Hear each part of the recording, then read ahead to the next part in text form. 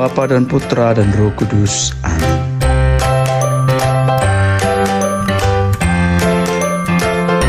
Shalom para sahabat Kopi Rohani yang saya kasih sekalian.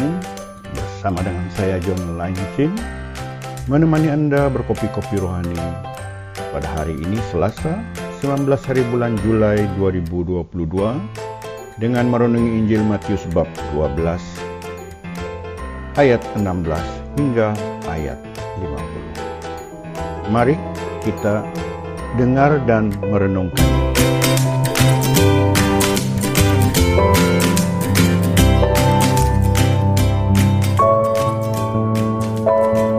Inilah Injil Yesus Kristus menurut Matius. Sementara Yesus berkata-kata dengan orang ramai, ibu dan saudara-saudaranya tiba. Mereka berdiri di luar dan ingin bercakap dengan Yesus.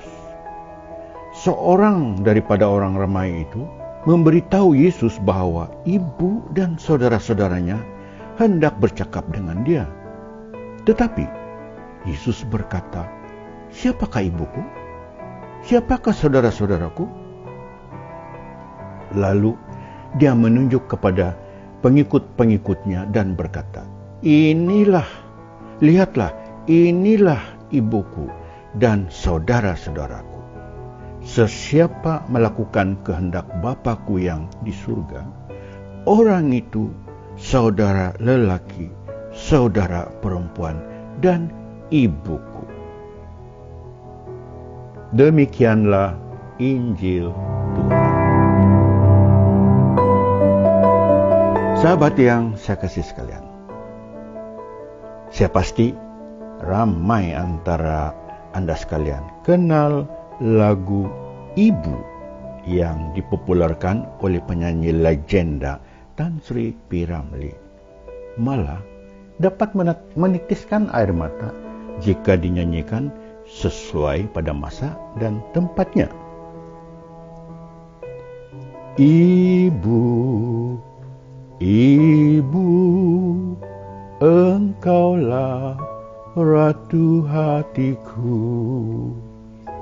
Bila ku berduka, engkau hiburkan selalu.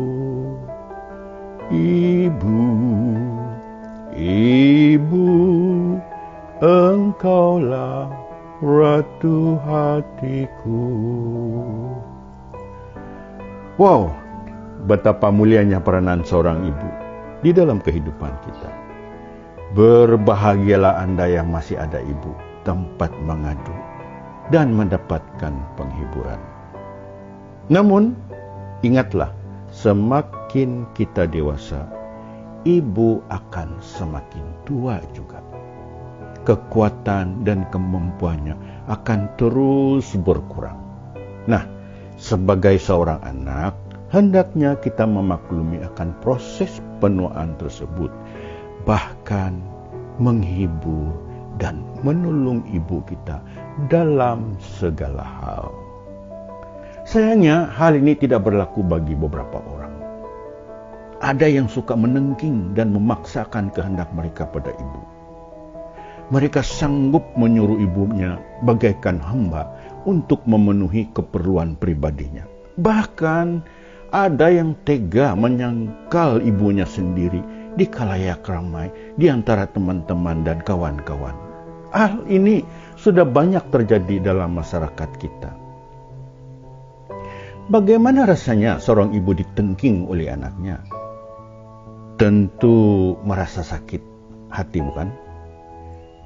Ibu sudah banyak berkorban, bahkan nyawa untuk kehidupan anaknya.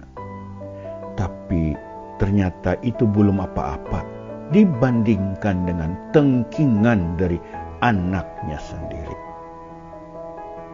Sahabat yang saya kasih sekalian, nampaknya pengalaman ditolak tanda petik ya oleh anaknya sendiri ini sepertinya dialami sendiri oleh ibu Yesus. Injil hari ini mengisahkan sanak saudara Yesus datang mencari Yesus, yang ketika itu sudah mulai berkarya dan meninggalkan sanak saudaranya di Nazaret. Maksud mereka tentu sekali hendak mengajak Yesus pulang ke rumah ibunya agar balik ke kampung halamannya untuk hidup bersama keluarga besarnya. Karena sedang berada di tengah-tengah ramai orang, Yesus tidak tahu jika dia sebenarnya sedang dicari-cari.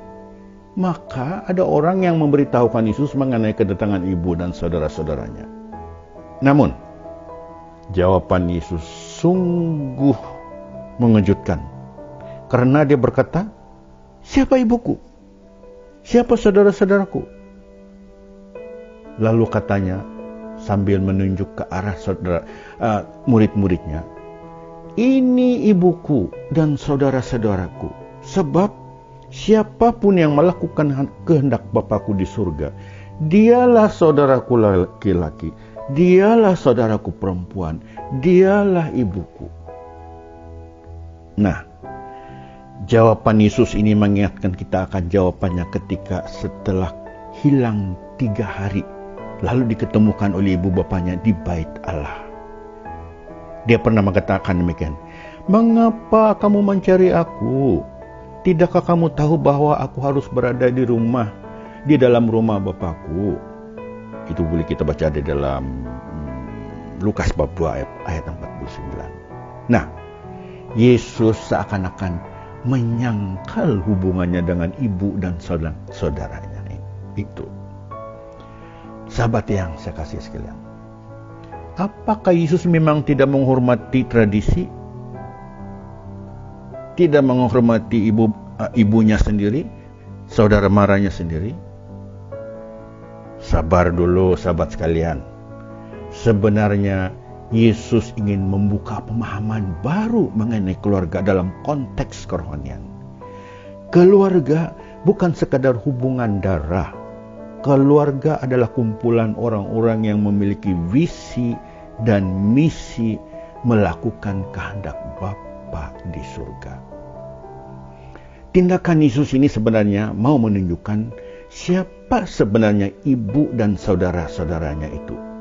Soalan yang Yesus ucapkan itu sebenarnya mahu menjunjung tinggi peranan ibu serta saudara maranya. Kenapa demikian? Sebab Maria ibunya dan saudara-saudaranya itu merupakan orang-orang yang sungguh-sungguh melakukan kehendak Bapa di surga. Nah, Yesus pernah bersabda demikian, "Sesiapa mengasihi bapa atau ibunya lebih daripadaku, dia tidak layak bagiku. Dan sesiapa mengasihi anaknya laki-laki atau perempuan lebih daripadaku, ia tidak layak bagiku." Maksudnya, Yesus mau mengatakan bahwa kita hendaknya lebih mementingkan hubungan kita dengan Allah seperti Dia sendiri melakukan kehendak Bapanya di surga di dalam hidup kita. Yesus sebenarnya mau menegaskan bahwa sesiapa yang melakukan kehendak Bapa berarti memiliki hubungan dengan dirinya dan Bapa sebagaimana yang disabdakannya. Sebab siapapun yang melakukan kehendak Bapakku di surga, dialah saudaraku laki-laki, dialah saudaraku perempuan, dialah ibuku. Melakukan kehendak Bapa berarti menjalin persekutuan yang akrab dengan Bapa, setia menjalankan kehendaknya serta hidup dalam kebenarannya sendiri. Maka dengan demikian kita pun layak disebut sebagai ibu dan saudara-saudara Yesus sendiri. Sahabat yang saya kasih sekalian, apabila merenungi sabda Yesus tentang melakukan kehendak Bapa ini, saya teringat dengan surat kepada orang Ibrani di bab 10 ayat 9 yang berbunyi demikian. "Inilah aku, ya Allah, aku datang melakukan kehendak-Mu." petikan ini baik direnungkan. Dan kalau mau lebih sedikit lagi, dicetak dengan tulisan yang cantik untuk diletakkan di atas meja, pintu masuk rumah atau pejabat, di tandas, di kereta, dan seterusnya. Mengingat kita ini selalu mudah lupa. Tapi apabila kita melihat, kita akan sentiasa mengingati bahwa kita harus melakukan kehendak Allah itu.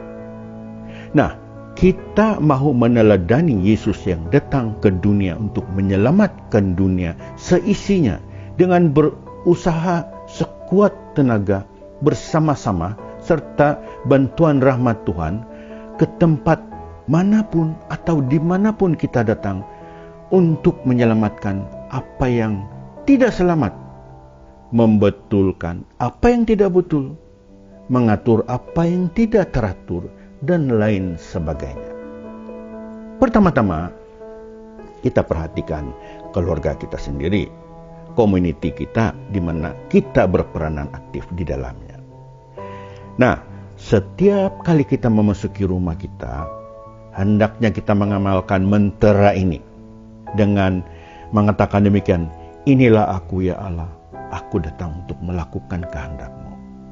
Demikian juga ketika kita memasuki tempat kerja kita, baik itu di pejabat, baik itu di ladang kita, baik itu di sekolah, baik di mana sekalipun. Nah, kehendak Allah yang pertama-tama dan utama bagi kita semua sebenarnya adalah agar kita saling mengasihi satu sama lain. Untuk melaksanakan kehendak Allah ini tidaklah sukar sangat, asalkan kita masing-masing menyadari dan menghayati diri sebagai yang dikasihi, yang diciptakan oleh Allah dalam kasih dan hanya dapat tumbuh berkembang dalam dan oleh kasih. Sebab masing-masing dari kita adalah yang dikasihi. Maka apabila kita berjumpa dengan siapapun, berarti yang dikasihi bertemu dengan yang dikasihi. Dan dengan demikian, secara otomatis kita saling mengasihi. Sahabat-sahabat yang saya kasih sekalian, marilah kita saling mengasihi karena kasih berasal dari Allah. Sesiapa yang saling mengasihi mengenal Allah dan dia anak Allah. Sesiapa yang tidak mengasihi orang lain tidak mengenal Allah, karena Allah itu kasih. 1 Yohanes bab 4 ayat 7 hingga 8. Fikir-fikirkan dan renungkanlah. Para sahabat Kopi Rohani yang saya kasih sekalian, mari melakukan kehendak Bapa di surga serta menerima sesama kita yang melakukan kehendak Bapa sebagai keluarga kita. Sebab di dalam Yesus kita bersaudara. Tuhan memberkati. Amin.